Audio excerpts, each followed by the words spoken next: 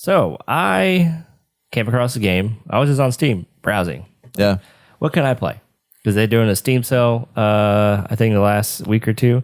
So I was like, okay, let's see if I can't get anything. Well, I found this game, which is Witchfire, and it wasn't on, actually, no, it was on sale. It was like $5 off. It's early access right now.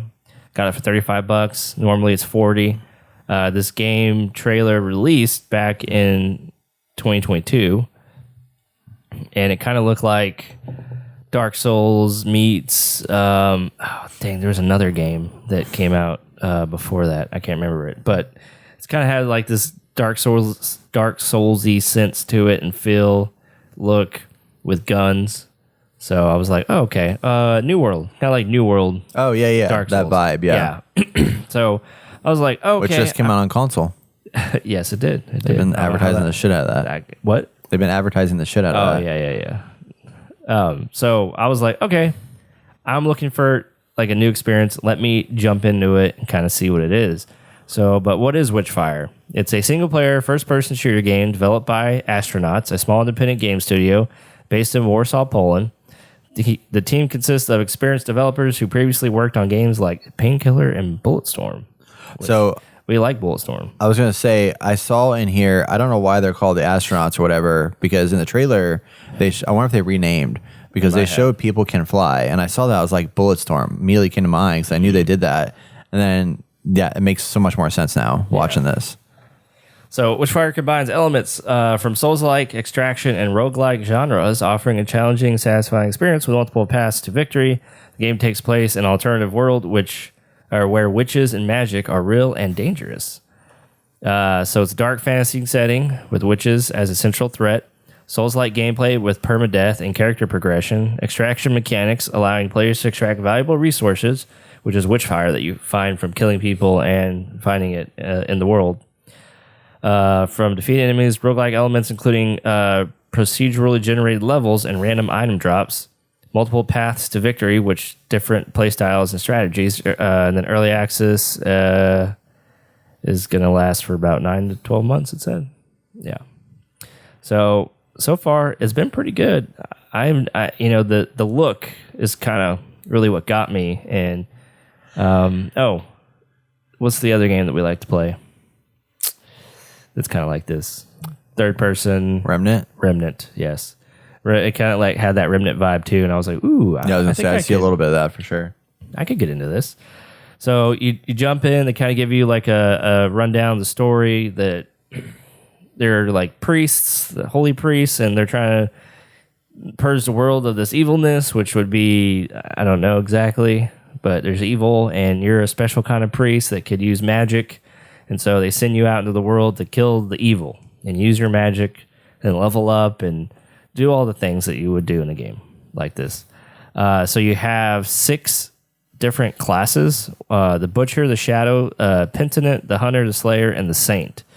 So each of them have like a different gun with a different ability, and you pick whichever one suits you best. I picked the one that has the rifle. So kind of like do you level them up over time? Yeah, you can level up your class over time. Can you change them over time too? Or is it like once you pick it, you're stuck with it? As far as I know, once you pick it, you're stuck with it. Okay. So I don't know if you have the ability to change it later. There's like, so when the starting zone is like a ruined castle on a cliff or like some ruins on a cliff. And there's different areas there that you can go and spin your Witchfire that you collect from going on expeditions to kill monsters and complete objectives. You use that to like unlock certain things. You level up and unlock certain things. It allows you to create new weapons. One area is like create new weapons. One's like get new spells. One's like research new weapons and spells and items, buffs. And then the most important one is where you can upgrade your stats. So it's all a very small area. And for a small team, I mean, I think for the most part, like the way that's presented is pretty good. So getting into the world, doing my first expedition was definitely challenging because there are different types of mobs and they, some are close combat, some can shoot like these little magical missiles at you. Others are these like heavy swordsmen that can jump from really far distances so they can close the gap pretty quickly. And the whole point is to kill these or like go to these areas that on the map you see like skulls. Those are the swordsmen. Yeah. You go to these areas and you kill the mobs in an area, and they drop like this giant crystal. So when you pick up the crystal, you get you get like a buffs list, and there's like 8 buffs total that you can get. And so by completing these little areas, they give you the buffs, and then a row pops up and allows you to pick a buff for that run through. So you can get as far as you want and just get those buffs and keep on trekking. Some of them are like, extra damage with low health, or like better stamina recovery, so forth, so forth. So, and then if you die, you can come back and you can get all of your Witchfire that you dropped, because that's what you use to upgrade yourself and stuff like that. So I think for the most part, it's all there. I mean, I like the concept of it because it's an early access, and I'm only in the first part. Like, the world feels kind of bland. Like, atmospherically, it's great. Like, I love the way everything's set up, the world. Like, it's definitely something I would like to jump into. Like, visually, it's pleasing. The gameplay is pretty fun right now. It's very basic. Like, there's a slight dodge mechanic. You can sprint with stamina that goes down over time. You get 1 health potion right off the bat that you can upgrade to get more over time, just like Dark Souls. And yeah, the enemies are fairly interesting. The swordsman that can jump and close the distance is the one that's the most threatening right now.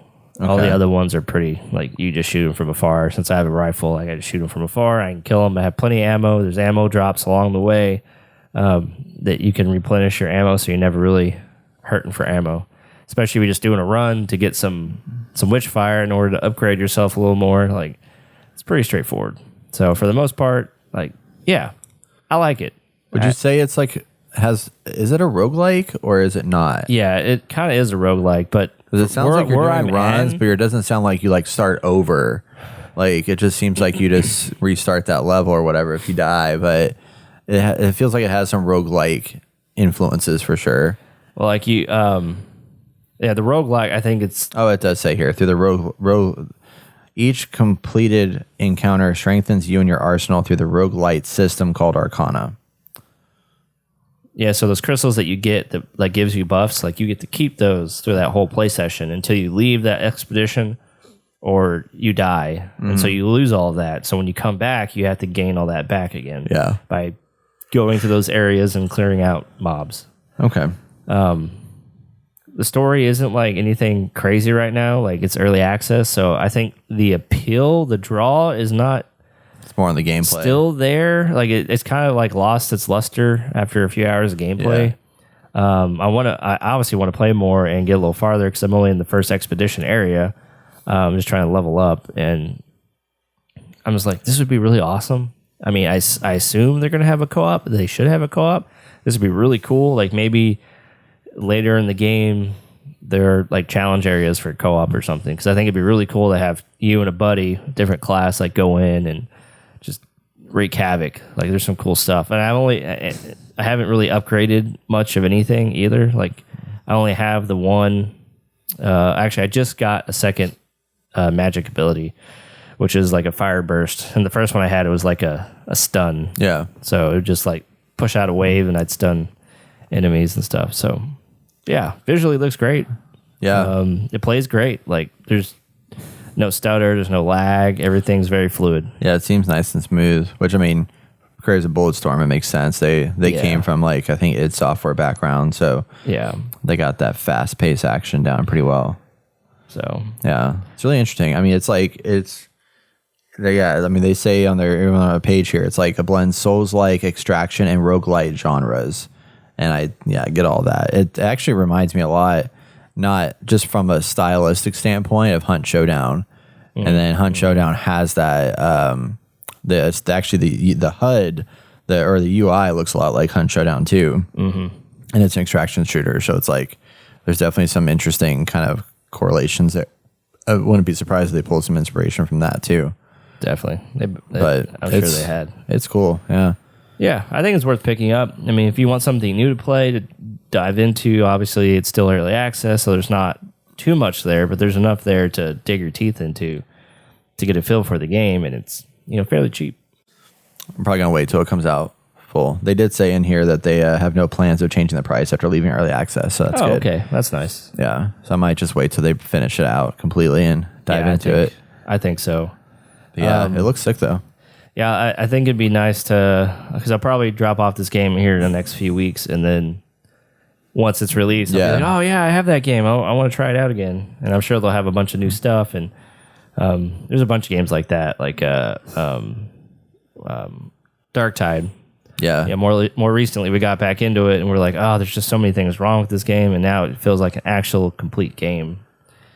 What, 1-2 years later? Did you see Star Wars Extermination or whatever just came out full 1.0? Starship Troopers. Oh, yeah, really? That one that we played. Yeah, it's finally 1.0 now. That's cool. So I was like, could be interesting to return to. Yeah, definitely. It's not Helldivers, but it's something. not Helldivers. Yeah, this looks neat. I forgot about this game honestly, but I remember when it first launched a trailer, I was very intrigued by it. Right. I don't know. Like you said, it's like I don't know if I would love the first person. I feel like it would be too intense, like too stressful to play like solo, But I hope they do add a co-op. They don't say anything about doing it, but it would be neat if they had like a 2-person or a 3-person kind of experience here where you get to play it with each other. Maybe I'm just spoiled because of wow, I keep forgetting the name. Remnant, thank you. Yeah. Like that just spoiled me. It's just so much fun to play with other people. I mean, you can play by yourself too. They just brought the new DLC out, the final one. I know, I saw that. Yeah. Very cool. Cool. But yeah, that's it. Witchfire, available now, early access on Steam. It drops September 23rd, so it's pretty brand spanking new. That's right. And get in early, support some good games. Yeah.